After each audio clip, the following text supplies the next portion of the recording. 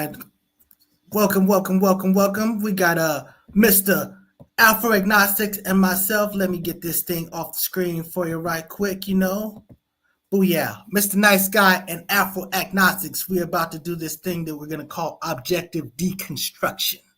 So what we're gonna do is on this show, we're gonna have debates. On some of the other shows, there was some complaints about just putting out opinions and stuff like that. No, we're gonna debate. We're gonna go back and forth. We're gonna lock things down. We're gonna get to the white meat, so to speak. But even though we on some melanation type stuff, the bottom line is we're gonna get to the get. So that having been said, brother Alpha and the Agnostics, how you doing, my brother? And first of all, let me before we do that, first shout out to brother Don Barons from Master Serenoids, young, gifted, and black right there. We have permission, but go ahead. That song. Okay. Right on. Yeah, I'm here, man. I'm just happy to see how things go. That's been my thing. That's actually, we met in my efforts to construct supernatural beliefs and myths and stuff like that. So this is kind of like a continuation of how we came together initially. Yeah. This is exactly it. So let me shout out to two people. Shout out to brother Paxton and brother Born Allah. They were the ones that used to have these posts back in the day, and we would get sucked into discussions, and we'd have these big debates. That's where I met Floyd X. We went to the same school, but I'm a bit older than him, so we didn't really go there. I don't think really at the same time type situation. But I went there with his brother. Connection with Ben. Ben's the same thing. Ben's was with Paxton. That was all that grouping. Okay. Rest in peace to Sister Sugar Crystals. Crystal Gardner. She was the one that was she was the first person I ever heard use the term Hotep and stuff like that. So She was big into the Egyptology and all of that stuff. So I'm sorry, she would have got on me if I said sorry about the sister, the Kemet. You know what I'm saying? So the bottom line is let me get it right. So but we used to have these big on drag on discussions, always respectful, always with love, and that's why Floyd X recruited me for Focus Up, because he was like, bro, that information, even though he didn't necessarily agree with certain things, he agreed with a lot of the large arguments that I was making, and that was the case with you too, because we used to have a lot of God debates. Yeah. So shout out to all of that, and that's how we got together. That's how we hooked up, and we basically gonna do this now instead of having this big diatribe, Facebook, going back and forth. We're just gonna do it in real time, live. We're gonna put this out here, and we're gonna have this discussion.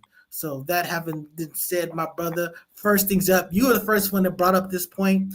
It's a very fascinating, intriguing point. I've heard this from other people since you've made that point. And, this has some teeth. So why don't you just lay the basis of the position that you take on this? Okay. Let me just say this. So this position that I take, I evolved to this position through my involvement in political and Black organizations. Initially, or you can also say my political development. I started off in religious nationalist movements like the 5% Nation of Islam, the Gods and Herbs. I was into Ansar Set community with brother Ron Nefer Ahmad.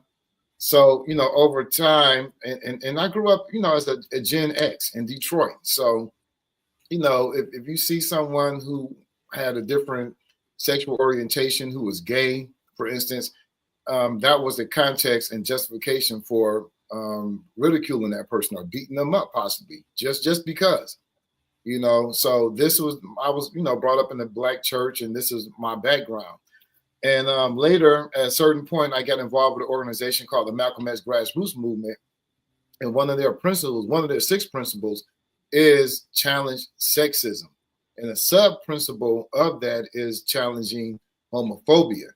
So me, I was regular, like, what is homophobia? I'm not scared of gay people. I'm not So we had a month-long session. We did political education because that's an important piece to any political organization. You need ongoing learning and political education, not just the masses of the people that you're politicizing, but internally within an organization too. So at that time, and just as a long story short, I began to see that all of my arguments against LGBTQ, specifically Black LGBTQ, were religious based.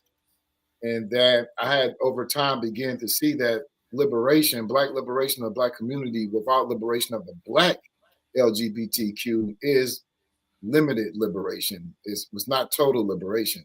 And that kind of defeats the purpose. So just want to kind of give that background if that makes any sense. I don't know if that answers. No, that lays it out perfect because it's important to show where you came from to where you got.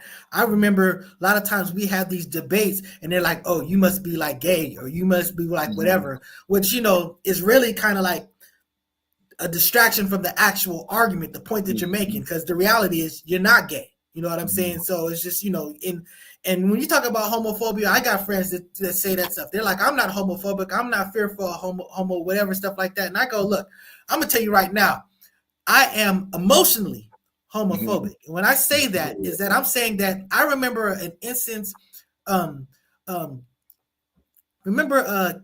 Reeves had a movie called Bill and Ted's Excellent Adventure. There's a scene in there where they're sitting there all joking around, whatever, and they hug each other, and they realize like they're hugging each other, and they like break away, and then they say, the F word, which is obviously a terrible, horrible word to be saying. But the bottom line is just this consciousness, this need. So it's like when you have the concept of saying pause after you say something that's kind of like whatever, so I'm saying just that emotional dynamic. That's the phobia. The fact that you're concerned about it is acknowledging. So it's not an issue of something that's beating you. It's not an issue of something that's better than you or greater than you or takes away from your masculinity or whatever. It's just acknowledging that your consciousness of certain activities. If a dude puts his hand, I remember Uncle Shay he put his hand on the interview with me. Yeah, he was just talking to him, and he's like, "Get your fucking hand off me!" And it's just like that. I'm telling you right now, that's homophobic because he wasn't coming at you sexually. He isn't whatever. But the bottom line is, you emotionally had that connection to it, and that's what it is. And I still have it. And the key part to the key part of being inclusive of being inclusive of our liberation struggle is challenging it day to day because I still feel uncomfortable. I feel don't touch me in a certain way. I wonder how these people feel about Islamophobia because it's the same kind of coinage, the same term, and we know obviously it doesn't necessarily mean fear in the everyday usage of the word, but like in terms of psychology, there is an aversion towards seeing two men do things or hearing about it or touching me in a certain way. I can even hear people when they talk about it, you can see the facial contortions in their face. It's kind of like when you taste something and you have that visceral reaction, like, ugh, that's evidence of some type of phobia that's going on. And it's based largely, and I believe, based on religion, and it is not based on science. I'll say this. Again, that's what distinguishes us from wild animals. I always say that, we have natural base instincts like they do, but we're able to compartmentalize. We're able to step back and look at that. And despite the fact that despite the fact that someone just pissed me off, I don't have to just immediately go to merc mode. I can be an adult. I can sort of like think and go, that's not the best way to do. And my point is that even though I will have those emotional reactions to this day, honestly, I'm not comfortable with seeing men kissing men on the TV screen and stuff like that.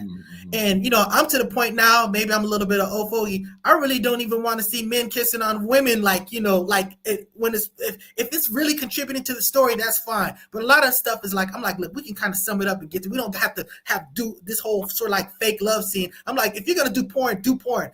Don't do this little Skinamax type thing. Stick this in the movie just for the sake of doing this in the movie. Unless it has some real connection to what the story is, I just want to get to the meat potatoes of it. But that having been said, is that similar? I think.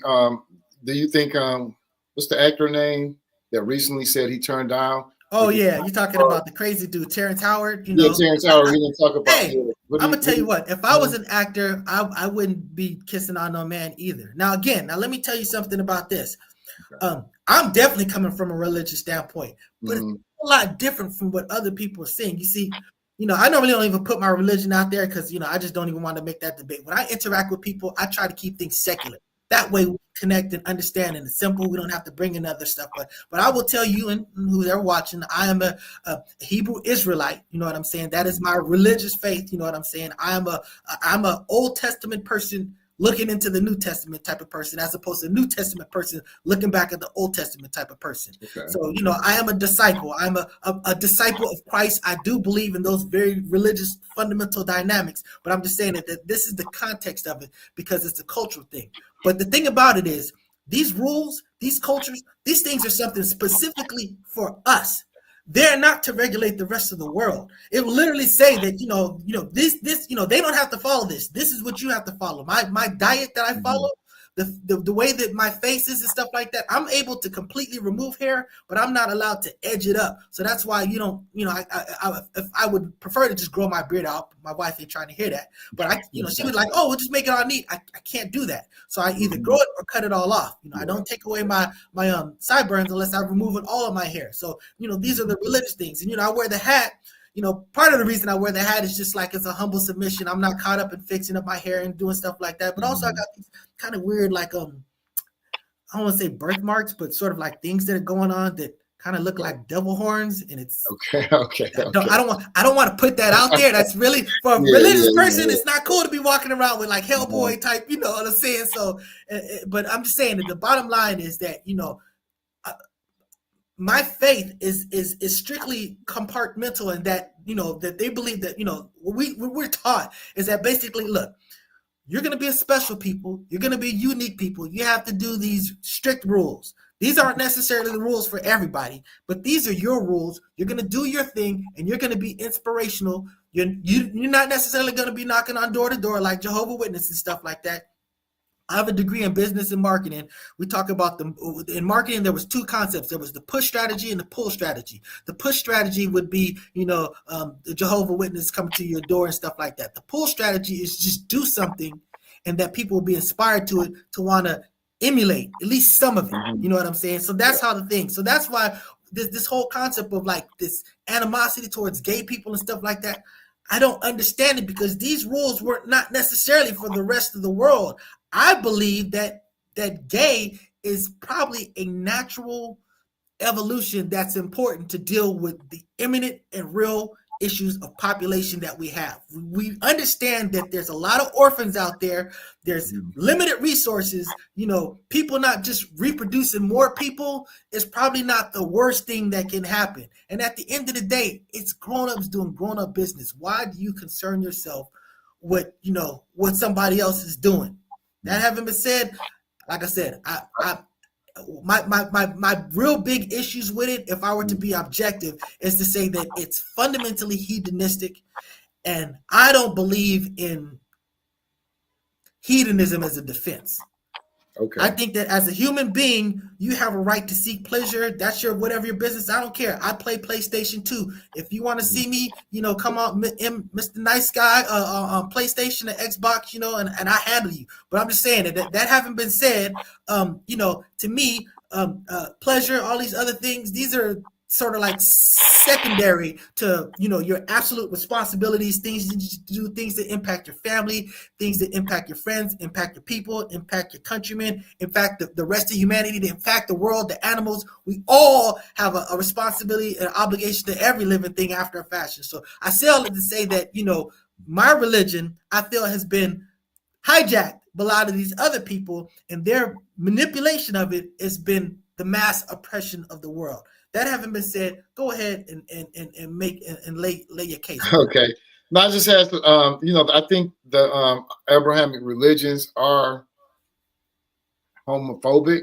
I think we can see evidence of homophobia in the scriptures of most Abrahamic religions. I did have a question for you on the sidebar when you argued that, and this is, I don't want to get too, because we have a religious argument coming up. Yeah, like I said, we're not limited by any particular format, brother. Freestyle, dude. Say what you got to say. You can jot this down and get back, because I don't want you to forget it. But I got my notes up right here. You got them up. See me typing. That's what I'm doing.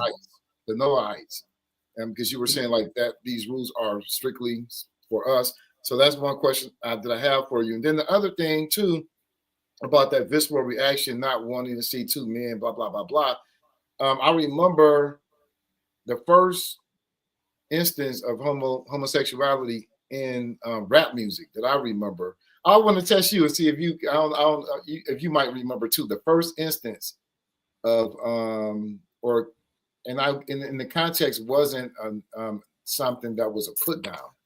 It was something that was the person argued that brought them pleasure, something that they wanted to do. I don't recall ever hearing. I thought you because immediately I'm thinking like, okay, I know KRS-One in 13 and Good, the father was trying to get at him, and I'm thinking about Slick Rick, The Moment I Feared. I don't recall hearing it in a pleasurable way as far as men and men. You talking about not men and men, but I was saying homosexuality. Okay. That was the trick side. Not men and men, and that's the double standard too, because a lot of the men, as we grew up, were against gay, but at the same time, we were looking at those pornos. We were looking at the threesomes. We were looking at the women on women, which was okay. The first time I heard it, and I remember it was still awkward and not even totally acceptable then, was on that other level, Ghetto Boys album, Gangster of Love, Willie D. Okay, I ain't the type to get all mushy. I like to sit back and watch them ease each other. That's the type of So that was like, whoa, like to be openly talking about that at that time. Let me say this. Now, again, this is going to be a little bit of a religious discussion. I'm just saying that in my culture, it's very specific about a man laying with a man. And again, this was a Hebrew rules for Hebrew men, not for the world, but Hebrew men. Man not to be with another man. It's very specific. Doesn't say a woman. It's very particular as far as the rules. When it talks about bestiality, it talks about a man laying with an animal, or it talks about a woman laying down to receive animal. It's very specific. What it does is in the Old Testament, it talks about men with men. There is absolutely no bar whatsoever in the Old Testament about women and women. So when you talk about our base concepts of how we feel about that stuff, I don't know if that was, I don't think that was a prohibition from the beginning.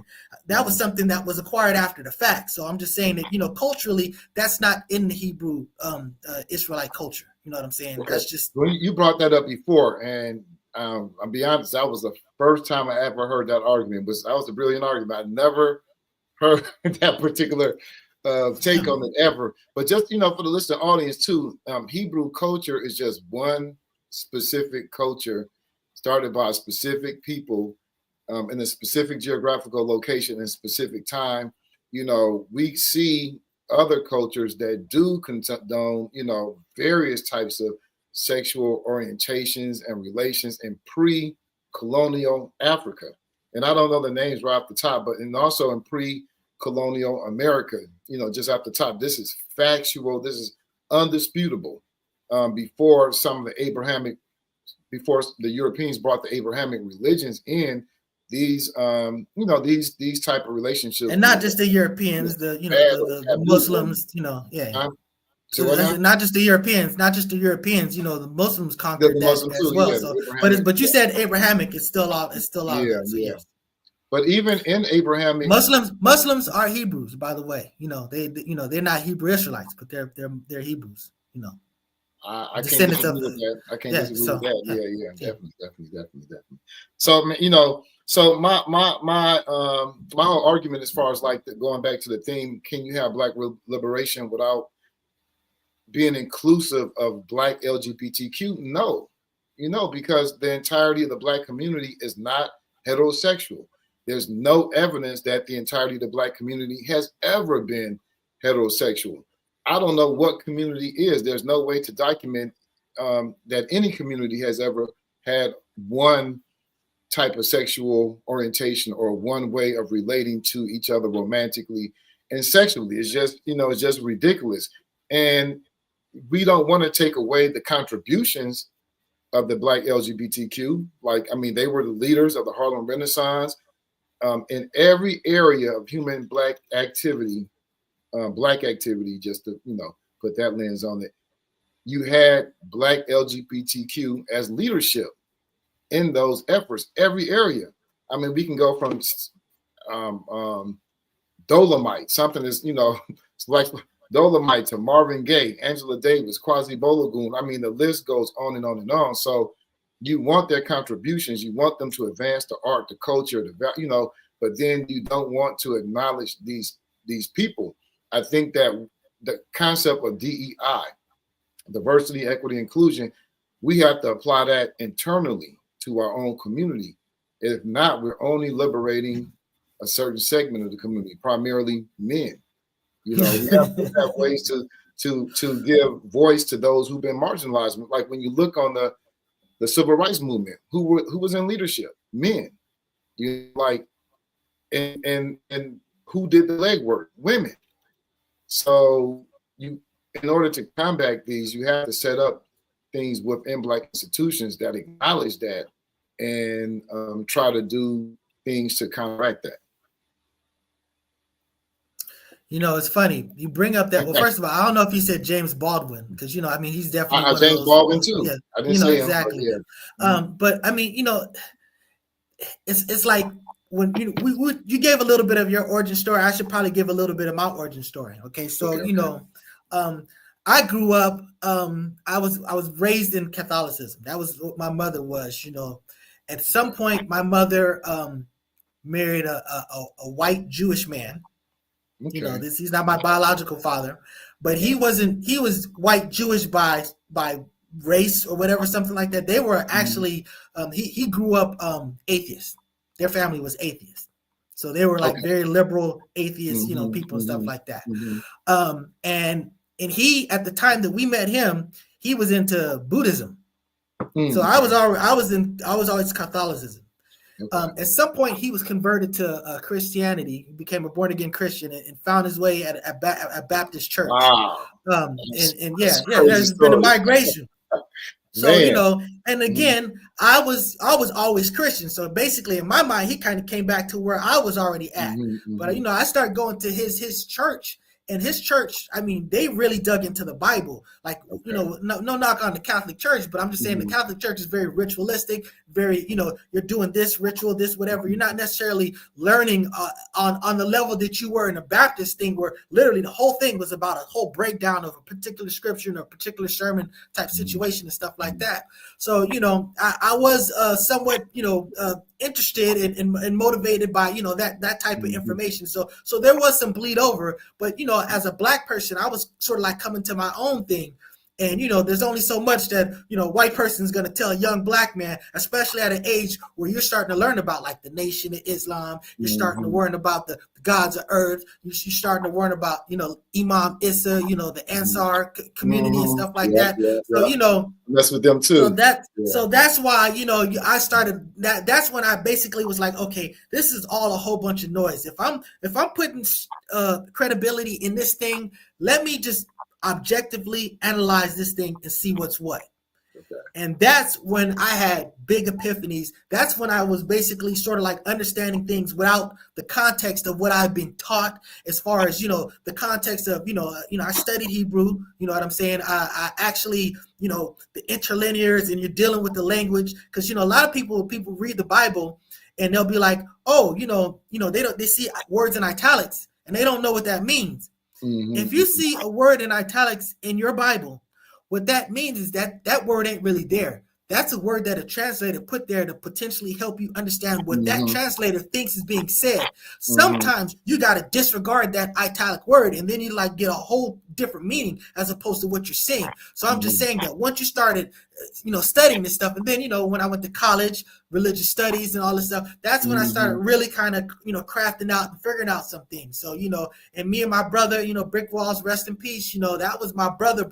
We were on those big sort of like religious struggles and debates, and just, that's when I was reading the Quran and understanding. So, what I'm saying? So I really did a whole bunch of studying to understanding. And it's just like, at the end of the day, I tell you, I'm not a person who has a lot of beliefs.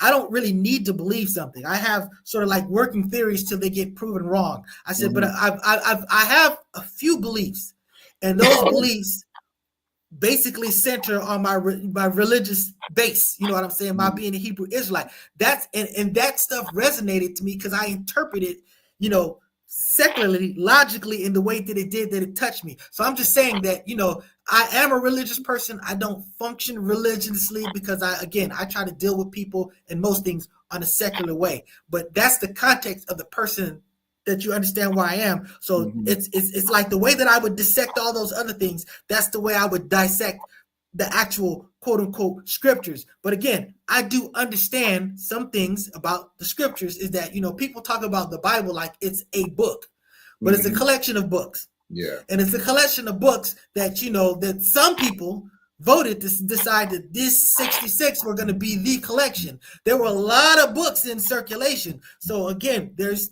some issues there when it comes to interpretation and translation. Things like the King James. The King James makes reference to candles, you know, and some scriptural things when it's like clearly what it should have been referring to as a lamp. A candle couldn't possibly do that thing. You've heard most of us have heard the thing about, you know, it's harder for a rich man to enter heaven than a camel to go through the eye of a needle. But when they dissect the words and stuff like that, they're like, you know, actually the word that they use, that they interpret as camel, is probably a rope.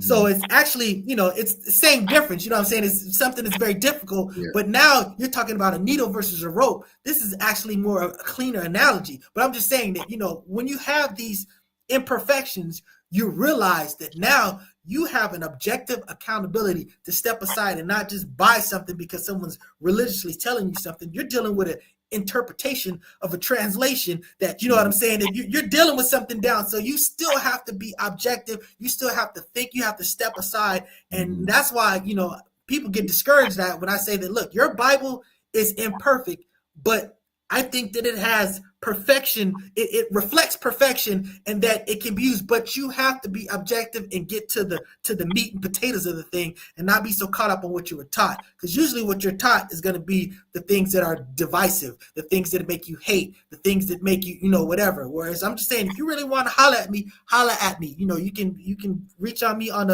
YouTube in the comments, Facebook, whatever. You want to have a discussion, we can have a discussion. You see exactly where I'm coming from. But you know, it's interesting. You know, me as just putting it out there. Me as an atheist, I'm a lover of the Bible because I'm a lover of literature, ancient literature, specifically the Bible, because of its larger than life cultural impact. There's certain metaphors, analogies that we use that are just so embedded in the culture, like it's written on the wall. Or if you don't understand the Bible, you know, you don't understand this. I am a strong advocate for mandatory Bible study in schools. And I think that by doing that, it will turn out more atheists. Like you mentioned, yeah, it could be good. you mentioned the mistranslation about the analogy of the camel. You know, Bart Ehrman is really good with that. And shout out to Bart Ehrman, who is now an atheist, who started off as a preacher who went to theological school. Theological seminaries turn out a lot of atheists because you actually have to study the Bible the same way that you study, say, the Greek mythology, the Homer's works like the Odyssey or the Iliad. You have to actually study the literature and understand how it was put together. And you're right, because I took Hebrew too. Like when things get translated, there's certain, you know, there's I've been taking Spanish for a couple of years. He estado aprendiendo español, but I say dos años, for 2 years. And like there's certain words like people think I like is a direct translation as gustar in Spanish. It's not. There is no word for like in Spanish. The closest word is gustar, which means it pleases me, but it's not the same. So when you're translating, you're looking for words in one language to another language, and you're choosing what word that you feel exactly best matches that word. And along that way, a lot of mistakes and misunderstandings come about. In that period of time when you're going through, I think more of us as Black people, as Christians, as religious people, because this is clouding our view of the world, reality, and sexuality, and all of that. We have to go through that struggle to actually. You're supposed to do it in college or even in school, world religions, but they don't really study. You should study Hinduism. You should study Buddhism. You should get these different perspectives. And when I was doing it on my own voluntarily in college, man, that was a very exciting time. I remember this cat. I don't know. Have you heard of Demetria? I don't recall. Demetria is a lot of Jewish people. It's a mystical interpretation, biblical interpretation, where they look at numbers and things like that. And man, I was so into that. The number, the verses, the numbers, and Yahweh, the four, being a four. I mean, it was so many things, so intriguing, but I really, I think that's part of how you grow in your views and thoughts on religion. So, but to use your phrase, with that being said, I just think that I cannot really find a lot of people who argue against it. And to me, it's so much more important things to what they call it, fish to fry. So many more things to look at. And I know we argued before about social harm, and I agree. I have to rephrase. There is no scientific definition of social harm, but we can look in terms of public health. What it does it have a negative impact on well-being? Is it safe? Does it increase violence? Does it increase in disease or economic stability? And sexual orientation, heterosexuality or homosexuality, it doesn't do that. So I don't see why this is an issue, why we can't include. Are we going to exclude? We're going to just oppress. Let me ask you this. Let me ask you. I agree with what you're saying. I agree with what you're saying, but then I have to be true to the description of the show, objective deconstruction. Be true to the scriptures, bro. And I'll say this: that look, I think that. Do you agree, or do you know that as far as what gender transmits sexually transmitted disease more than the other? I'm saying that men transmit more than men transmit to women at a higher rate than women transmit to men. It's the nature of shooting in. It's the nature of shooting into. It's the nature of shooting it. So my point is that. So we do acknowledge that men are more are superior vehicles of transmitting sexual disease. Do you agree? I'm not for sure, because I know women are more vulnerable to disease than men are, even though I used to think men were more promiscuous, but I think that it's about the same. But I think women, they have to be sleeping with somebody, but yeah. So, anatomically, they're more vulnerable to harvest, to breed, be a breeding ground for disease than men. Well, but because the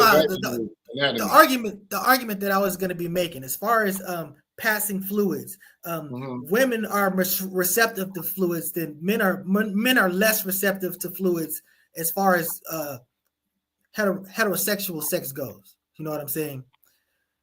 Because it's not like you can still get something, but I'm just saying it's the nature of the dynamic. The argument that I'm saying, more likely, if a woman has it, and a man is more likely to pass it to the woman than a woman to the man. I think that's okay. So that's the point that I'm trying to make. So objectively, if that's the case, a man being with another man is actually will increase the likeliness of a spread of a thing. Now, again, we are not wild animals. We understand how to protect ourselves, and we can get around that.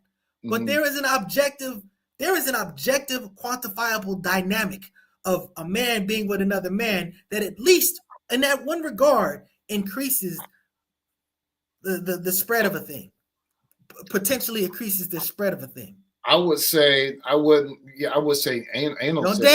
Don't dance, man. Just. I would say anal sex. I'm just saying it, but I'm just saying, and that's why when you talk about the beginning of AIDS and stuff like that, again, I don't blame it on gay people, but you're talking about when people are they're pressed to do everything, secretly and not out exposed and stuff like that. Now you got all these people doing whatever, and now you got hyper spreaders, because that's what men generally are. it's one of those type of situations. But again, it's not a homosexual disease. It's a human disease. It became a human disease from very questionable means. You know what I'm saying? Because, I mean, I saw some documentaries that made that, human beings may have introduced that into with some things that they were doing on them, some vaccination. Well, all of the just, so and then, women practice safe sex at a higher rate than men do. And, when you have a small enclave, I think, like that, then there's more chances of, because they're more quarantined, they're not spread out. But that has to do with oppression of those people. So they're heavily concentrated in the clubs and the places where, they go and things like that. But I would say it's the type of sex you have, anal sex versus vaginal sex is more safer than anal sex. But not all gay men practice anal sex. Not all couples practice exclusive vaginal sex. So I think, and then also don't want to send out the message, HIV is not the only STI, and that heterosexual sex they're bigger spreaders of STIs as a whole. So just putting that out there. So again, when it comes to, when you think in terms of public health, I'll phrase it that way, since, you brought up the issue around social harm, then, this issue that people have with it. And again, this is the phobia, this is the aversion, because it's all emotional. It's not based, it's not scientific based. It's not based on anything other than your religious values, your subjective opinions. It's 100%. Yeah, we're animals. No one can, we're part of the animal kingdom. And animals don't have these qualms. They don't have these issues. Man, you see lions, male lions with male lions, they don't care. I used to have a dog. I was a dog. I had a girl dog, boy dog, dogs, plural, growing up. And when that estrus hit, man, they don't care if you're a tree, whatever, boy, dogs, they don't have this gay concept. This is something that's subjective that we made up, sort of like God, and it doesn't have an objective basis or reality.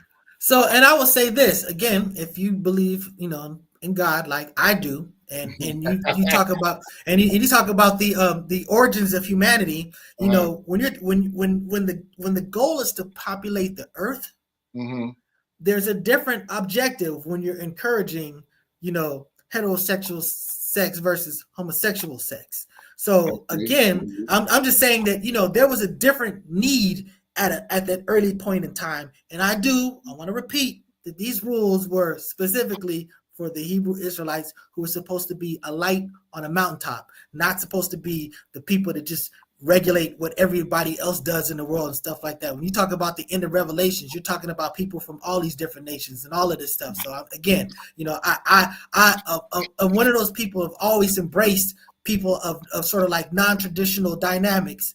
But there are certain things that I don't really, I'm not a big fan of. Even though I do believe in, first of all, see the L, like I said, culturally, that's not even an issue. As far as the G, I think that's a natural evolution of humanity.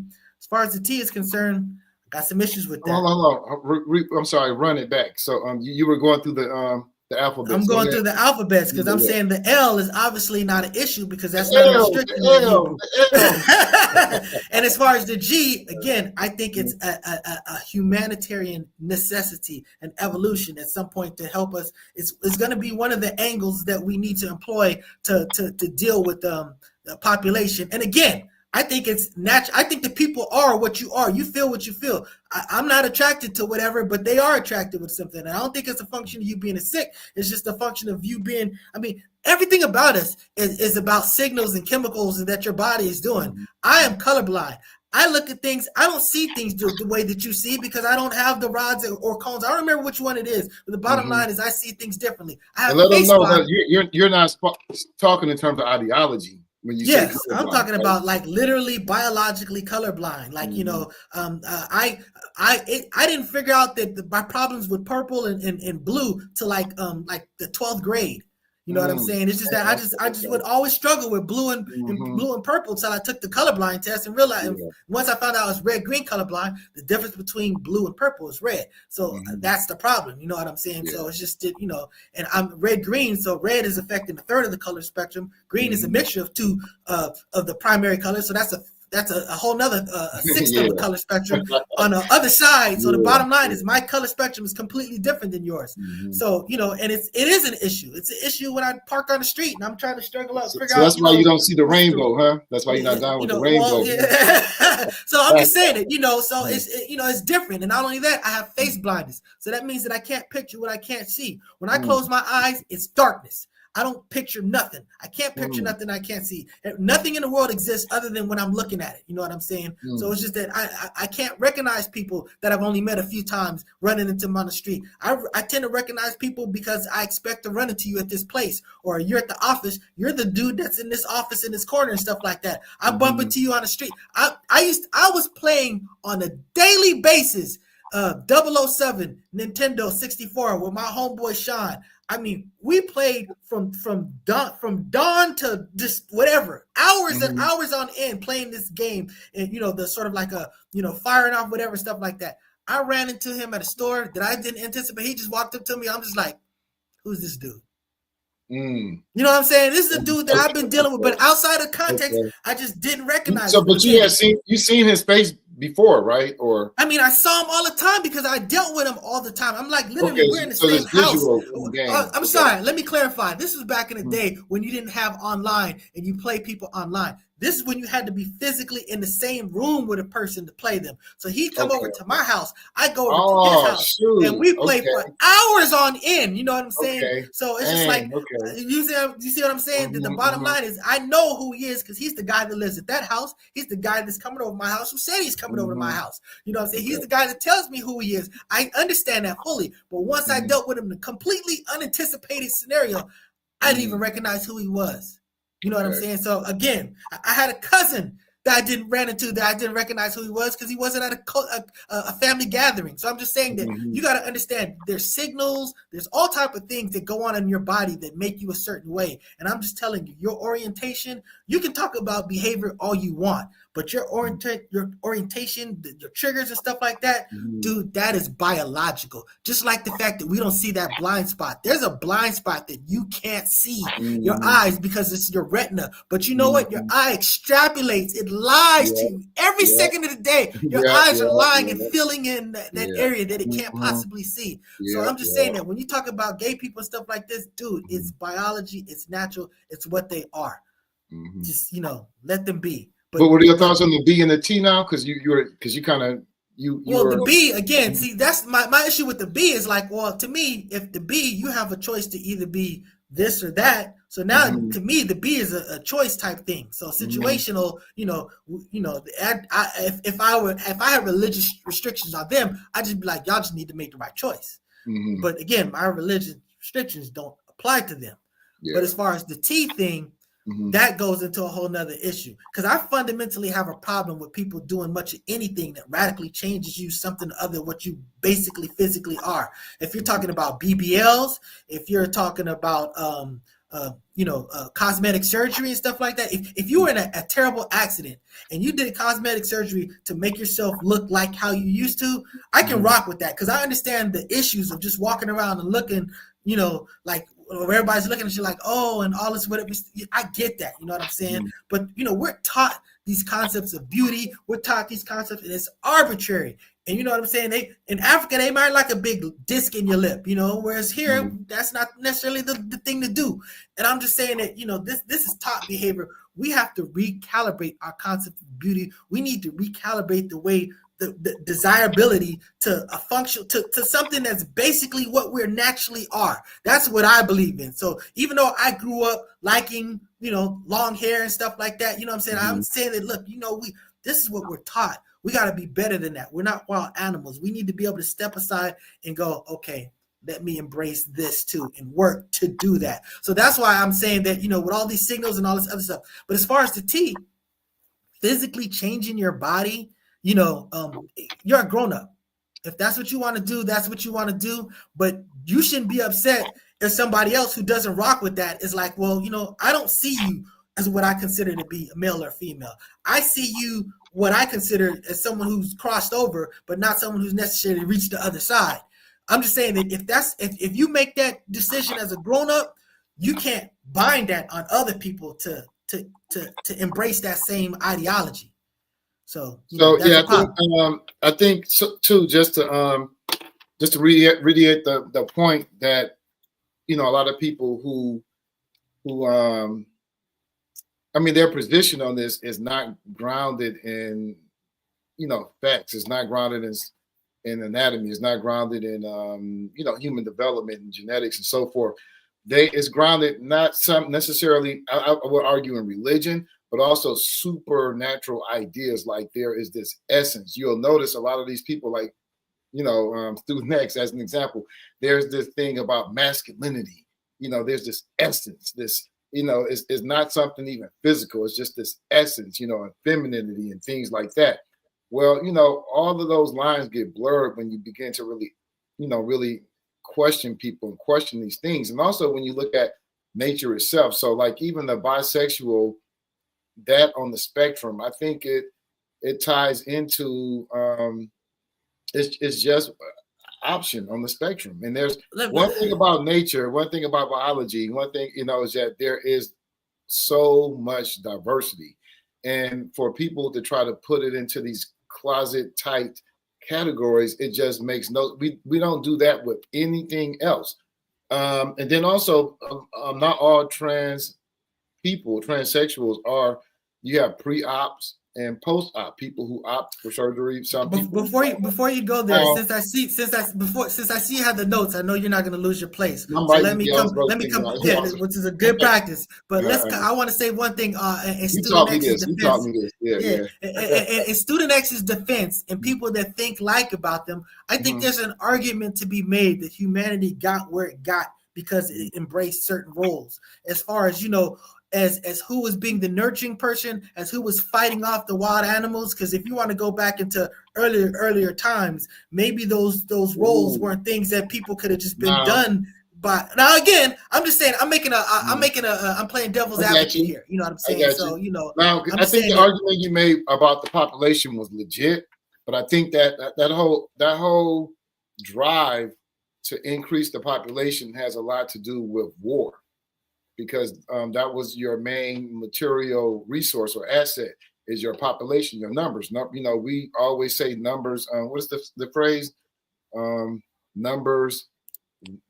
What's the phrase? Numbers. Well, I mean, strength in numbers. Maybe. Yes, there's strength in numbers. Yeah. So, like in the military context, numbers are very important. But we also know in the biological context, numbers can also be your demise. We know Mathis population is more than just a theory. It's kind of taken as a fact. The population exceeds the supply of food, then that will, result in death and destruction and so forth. So, but also, what do you feel about, because I used to get into it with my cousin about this. Now, I'm not, I'm cool. I'm not the most blessed, but I'm very blessed.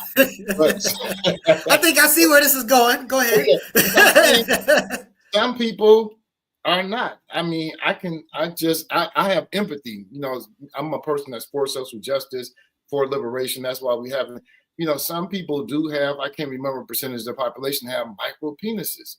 And his argument was, well, just live with you, get your gat, use your tongue, you're still a man. But no, you have the benefit of not having a micro penis. Like, I don't know. So how do you feel about penis enhancement? Well, see, this is the thing about it. The BBLs, and you're tying it into some trans who choose to get surgery. Because the reason why I would say that it's a little bit different is because it's not necessarily something that you're walking out that everybody's seeing. It's basically a utensil that you're using to take care of someone that's, near and dear to you. So if there's some device or some technique or whatever, I mean, that's like wearing a cock ring or something like that. If there's something that you can do that literally makes your actual physical interaction with them superior, that's just using technology. You know what I'm saying? That's not just vanity upon vanity. You know what I'm saying? And again, and I'm not saying that trans obviously is not, because I would say that if you feel like you're a woman and you were biologically born a man, your body may be sending genuine female signals. Like you may basically be feeling exactly what you're supposed to feel based on what's triggering and dynamic with you, and not necessarily because you're wrong or your body's messed up. It's just what your body is doing. So I can see why a person wants to calibrate what they're. I'm sorry, my bad. I cut you up. And I'm saying, and I could see why a person just wants to calibrate the outside to what was going on inside. You know what I'm saying? Yeah, but I'm saying that as a grown-up, that's your choice to do that.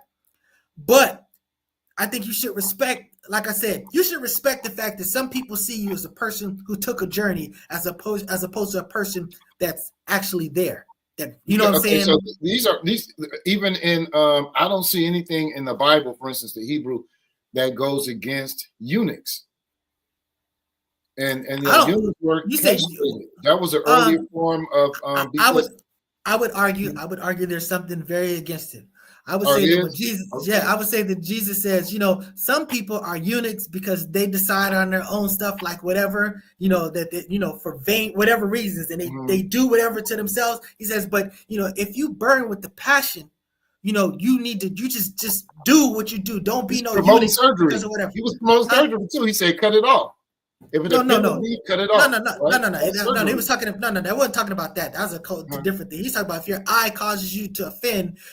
He's saying it would be better to do this. The better thing to do would be to beat it. But the bottom line is that he's saying that if you had a choice of getting into heaven, he said to beat it.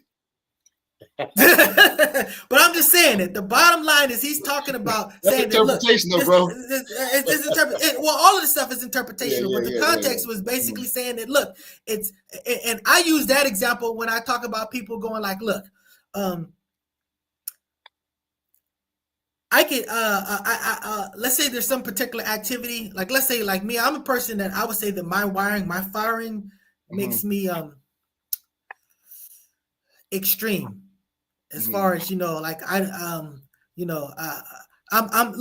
a very religious person, and I don't struggle with my religion. I mean, I'm a do or don't type person. You know what I'm saying? There's nothing that I'm sitting there like, oh Lord, help me beat this thing, and this thing's whipping my ass. I don't. And again, that's not a knock on anybody having that. That's just that's the weird way that my machine is firing. But that firing also would probably make me somewhat of a sociopath. About some type of things. So again, I have to step aside from that and always maintain logic, secular, objective.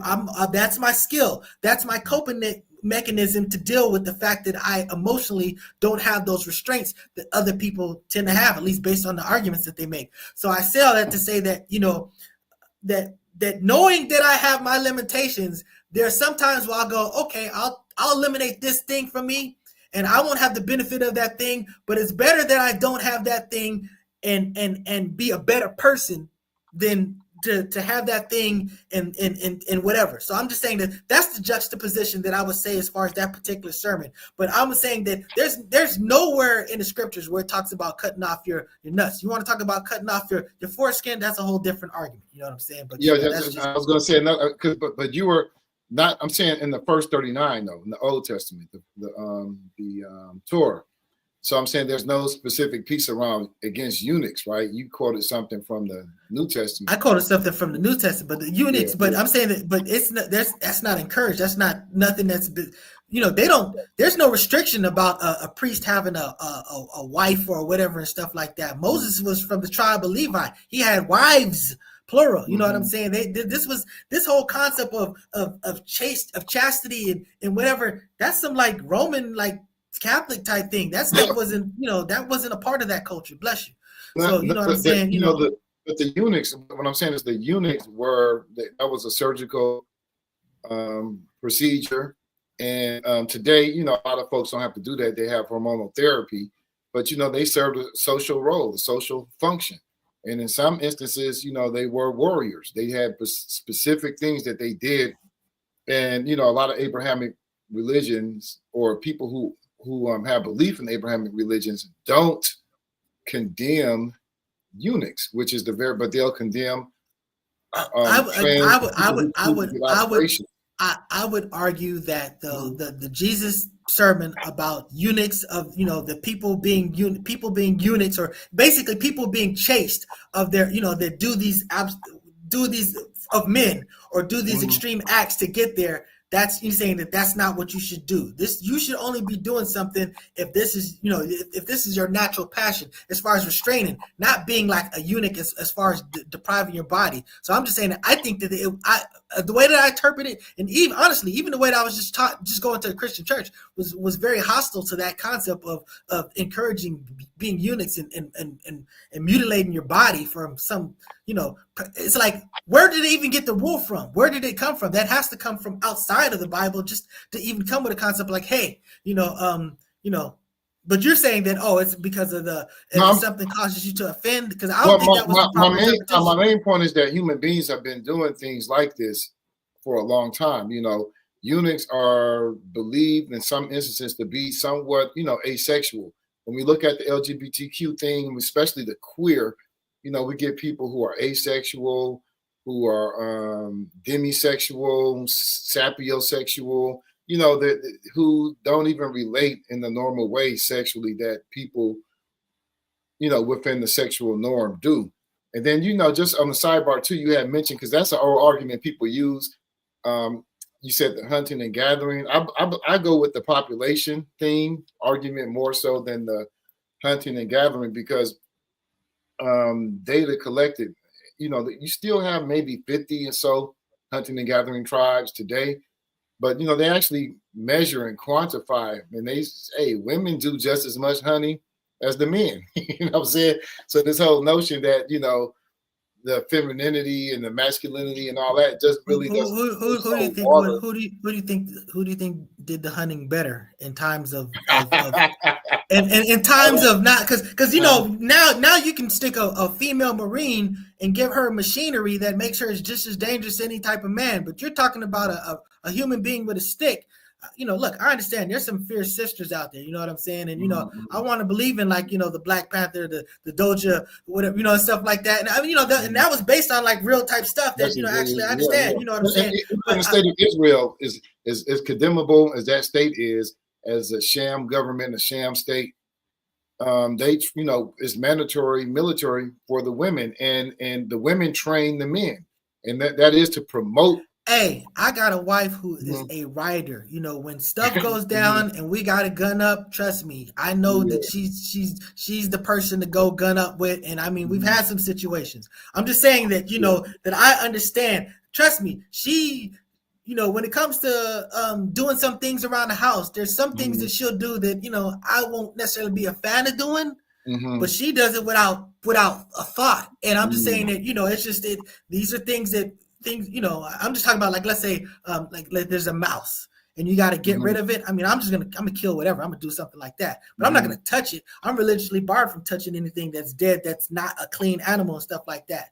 But I'm just saying that, I will get a shovel or something, whatever. She'll just get a bag and she can feel the tail on the inside of whatever. And that's not my get down. Yeah, my grandma. Let me tell you, my grandma. In the house, we like, we jumping on the bed. We kids. Grandma come upstairs with a skillet, man, popped the bam, knocked the mouse out, picked it up with her hand, took it out. Like, what y'all doing all this for? Yeah. But I'm just saying. So again, like I said, I just think that where we are in present times, those roles really don't need to be what might have lent for them to be what they were earlier. But I'm just saying that I also look at, like, let's say Japanese, or should I say Asian customs, culture.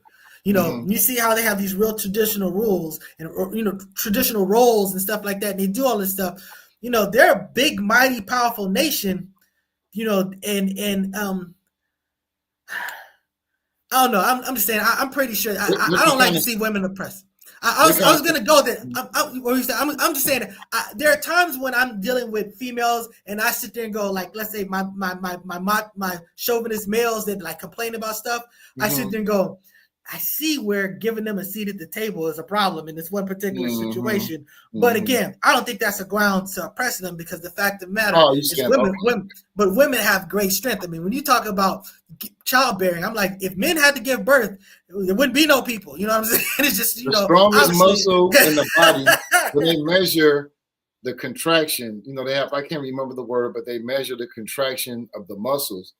And by that measure of strength, the uterine muscles are I the strongest tell muscles mothers of the all the body. time. I love Mother's Day, and when I'm sitting there talking about, I tell women, I tell women on the street that I see, if you're a mother or whatever, I say thank you for your service. A lot of people feel the need to do that with people in the military. That's fine and Mhm. dandy and stuff like that, but women are way more important than the military. You know what I'm Yeah, saying? And yeah. just like it's just There is that no that. military without. Yeah, Yeah, yeah, yeah, exactly. So I'm just saying that, yeah. I commend what women go through as far as the bull crap that they put through, but you Mhm. pull up with and stuff like that. But there's something to be said about a generation of females that are not the most enduring, and may do some type of things that birth a person like Kevin Samuels and stuff like that. So again, Well, give me an everybody. example. What do you mean, like the most enduring? And then, like, give me an example I of mean, something look, that. we know that there's a culture of poverty, where Mhm. basically a person's living in a house with maybe a whole bunch of people,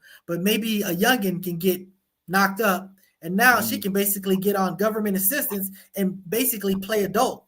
She can now basically, it's not like a career type situation type thing. Mhm. So now you getting your little, maybe getting your Section 8, maybe getting your little this. You feel like, you a boss, and you talking on reckless when you're basically, just sucking on the government's teeth.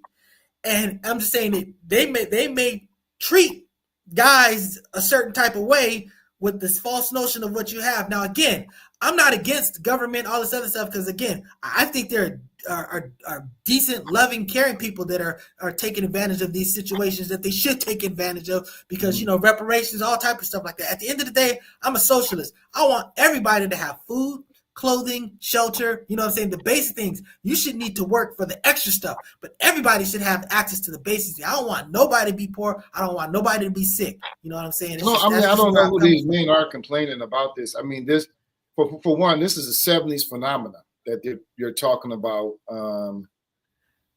That type of social welfare assistance for women. They're talking about something that pretty much started in the Well, late it's '60s. But yeah, but what it's was something the that goes on culture? right now. Yeah, I'm saying, what was the culture of poverty before that? Because I do believe that there is a culture of poverty that lives, that kind of spurs in this generation, but it can be stopped just simply by redistribution of resources, of course. But this notion that and I would rather have this blemish, or this whatever, how you want to describe it, as some conservatives described it, as the welfare queen, mama, or something like that. I think it's highly exasperated, it's highly a sexist stereotype. But prior to that, women could not even get a credit card. If you were married, you had to get permission from a man to get a C-section. You were forced to stay in your marriage. Married to people, they often, marriage was longer. Have you watched Color Purple? You couldn't do shit. Like, Yeah, exactly. without a man there, you were vulnerable to other men messing with you. You were vulnerable to economic forces that you couldn't deal with that because of oppression. So I would rather have this world where you have some women who may feel that they don't have to be subservient to a man because they get that measly $2,000 a month. I don't know, but I think that's the Kevin Samuel types are. And I can understand what that some men, especially Hey, black men. check this out. uh, Check this out. Okay. When I was in after my I want to say after my first marriage Hmm. failed, I remember a friend of mine took me to a black strip club. Hmm. Never been to a black strip, been whatever. Real quick That though, was it low level, mid level, or high level? Like, I mean, compared to what? I really don't have any. It was I want to say it was First Kings. It was a place that I don't know, it because in was Detroit you get different level. Like low level, you have like your auntie from around the corner. She got a bullet in her leg. yeah. You Now know. these were there used to be like two like big black strip places. There was First Kings, and there was across the street from I forgot what it's called, but the bottom line is Mhm. one tend to have the thicker ones, and it wasn't complete nudity, and you had Mhm. alcohol, because there were rules out here. You can't have complete nudity and alcohol. So Yeah. that one had Oh, alcohol, so you could only go topless. So okay. that And one then and that one also, had the thicker. there's an age thing too. You can have strip clubs at 18, but you can't have alcohol because they're, you know. You're But the not. one across the street, that was the one that was full nudity, no alcohol, and that was the Wow. thinner Okay. shades. Okay. But it was the first King, and I was just gonna say that literally this was the first time I recall. I mean, mind you, I had to be of a bit of age. You know what I'm saying? That I mean, must have been like my early to mid 20s. You know what I'm saying? Okay. This is the first time I ever ran into a black woman that I didn't know that just was smiling and acting nice. And it was completely fake, but just the fact I didn't even think they could fake it. Like, you know what I'm saying? Just like the black women that I was dealing with, just as a stranger, immediately shield was up, attitude and stuff like that. I mean, it literally shocked me at the time to even see this. I just thought, like, now granted, maybe I wasn't in the right area or dealing with women. I don't know, but I'm just saying that literally, I remember seeing that and then go like, I didn't think. First of all, I know it's fake, but I didn't even think they had the ability to fake it. You know what I'm saying? Like, just that type of a sister to be nice and hey, whatever, and just all this other stuff. Just because it was naturally in my culture, at least in my circle, where you just had black attitude, black women, black sassy, black whatever, and dudes love that stuff. It was encouraged to be like that. I've had dudes sit there and say like, "Oh, I love that," you know what I'm saying, stuff like that. And I'm like, you're like, nah, man, So I'm just saying that that attitude and dynamic stuff, they have it like even more so in this generation that birthed a situation where you have like Kevin Samuels. I'm not going to give Kevin Samuels a free pass. I'm not going to say but I'm also not going to say that he didn't make good points, here and there. This sounds kind of subjective though. Was this your experience like in the Catholic Church within your own family, your own neighborhood? No, this is just the hood, just around people. This is just people interacting with females I didn't know. Females that I know always treated me with respect. You know what I'm saying? But I'm talking about. Are you familiar with I can't remember the name of it. Well, E40 had a song called "I Have a Mirror" with the chorus line. I keep a mirror in my pocket. I'm sorry. I keep a mirror in my pocket and I practice looking hard. That's a dope ass line right there. Okay. So like, and that was a thing in Detroit too. We would have a phrase like, if I can just say, we used to say the B word. I'm gonna just say how we used to say it. Bitch, I ain't friendly. Like you wear a mean mug all the time. So that was completely that. That was complete. It was a shell. It was completely a shell. And I'm telling you, after that, I started seeing. I think women sometimes do the same thing in those battle. Well, I said the first thing I said was a shield defense mechanism. Yeah, you know what I'm saying? But I'm just saying that I have since experienced like a completely wild spectrum of whatever. You know what I'm saying? The sisters are amazing. You know what I'm saying? In fact, one thing that I love about being married is that when I'm not in the hunt, so I'm just treating you like a human being. It's helped me appreciate females. Just you know what I'm saying? Just because when you're like when you're on hunt. You're just basically, you're not really evaluating whatever and stuff like that. But when you're interacting with females on just a friendly level, and you're not even playing those games or whatever, because relationships can mess up stuff. You know what I'm saying? They can make it harder to interact with the people. But when you have no vested interest in people, that you're strictly just human beings that are just cool with each other. You know what I'm saying? You just get to appreciate. The vastness of their personality and just all this other stuff. So I have way more great relationships. I have way more great relationships after the fact. You know what I'm saying? But at the time, it was a thing that I was observing. And again, I wasn't really necessarily exposed to a whole bunch. You know what I'm saying? Because I was basically getting back into the game. You know but it's interesting though. My cousin was saying the same thing, and I thought it was so weird because I was like, man, you my cousin. I know you and you know me. Why do we know each other? And I can compare and contrast that with my cousins on my father's side who I don't know as well. I know them, but I don't know the whole, the extended family of them as well. And the reason we know each other is because our mothers, they took time out on the weekdays, during the weekends, during the summertime to plan things, to cook things, to bring family together. And you're going real bad on women. It's like it doesn't make sense. And your father, he left you, but it's no, it's like no disparaging things to say about the men. And the women are the ones that are holding and like we as men, I had to thank my ex one time, man. I was like, I remember, and this is years after we divorced and stuff. We was residentially separated. I remember one time because I was like a real nerdy. I got really nerdy into my study where I didn't care how I looked. And I always had pens and stuff in my pocket because I'm always writing stuff down. And they would, this pens would I guess explode in the washing machine and mess up everybody's clothes. And she would get on me about this, like, you keep doing this, you keep doing this. And one time I got mad and I was like, nobody told you to wash my clothes anyway, all these years. And I had to go back and she was like, what? I continued to wash my clothes and I had to, like, years later, I had to call and say, hey, I was out of my mind. I was young. Yeah. Oh, yeah. Again, there's so, there's so much more to it than the surface, you know what I'm saying, of everything. And just to bring it back to the subject, we ain't gonna have time to address the other one. We'll address that. We'll part to it as far as the whole God situation. We touched upon it a little bit. Yeah, but we're gonna man, I can't wait. I can't wait for it. That's a promise. Y'all heard it. But when we talk about this situation, when I push back, when you talked about we can't have black liberation without the LGBTQ, back to the thing, and I was saying that, look, you can deal with black liberation on a fashion. You can deal with it as it affects everybody just on the basis of being black, because you have black people that are murderers, but you're not worried about murderers, right? You're just worried about their black rights. That's your commonality. You can have black people that are pedophiles. You know what I'm saying? I think black people should be free from the threat of violence too, so that includes murder. That's part of liberation as well. Well, but I'm saying the reason why we want to get out the ghetto, we want to get out of these conditions.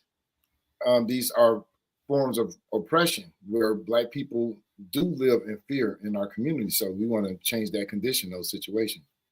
Okay, so what about pedophiles? I hate to use that term because pedophiles I think are actually doing something legitimately wrong, and I would argue that the LGBTQ are not. You know what I'm saying? But I use it as an example, as an extreme, to say that there are segments that you don't necessarily have to rock with. I mean, you can even just say MAGA, for example. I mean, I don't know how many black MAGA people are, but I don't necessarily. I'm just saying. My point is that I can still be about the black cause and focus on the black cause without not being occupied with that wing that people that benefit by it. So I'm just saying that when you say that there's no black liberation without it, it's not no pure liberation without it. But the bottom line is total liberation, because you have people who still are not able to. It's kind of like. I think part of the notion is that we view race as the only form of oppression. You have systems of oppression before racism even existed. You have sexism is older than racism. Homophobia is another one. Islamophobia now in the context. So I'm saying there are different forms of oppression. So you can't free black people from racism, no doubt. But we also I'm interested in total liberation. Yeah, so, I mean, and that having been said, that's kind of like where all but none. You say you cut it off, but you say you either cut it all off or none off, right?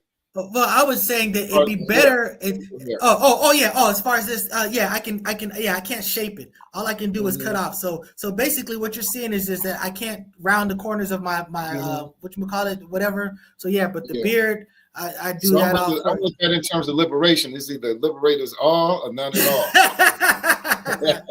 So that's what's up. So that having been said, we're gonna have this discussion about God, and I'm gonna prove that I'm right and he's wrong. And that's what's gonna happen. So, anyways, hopefully you enjoyed this, and we'll continue. Again, like I said, we debate, we have respect for each other, but we're gonna deep dive into some things. This ain't a situation where you just give your opinion and run.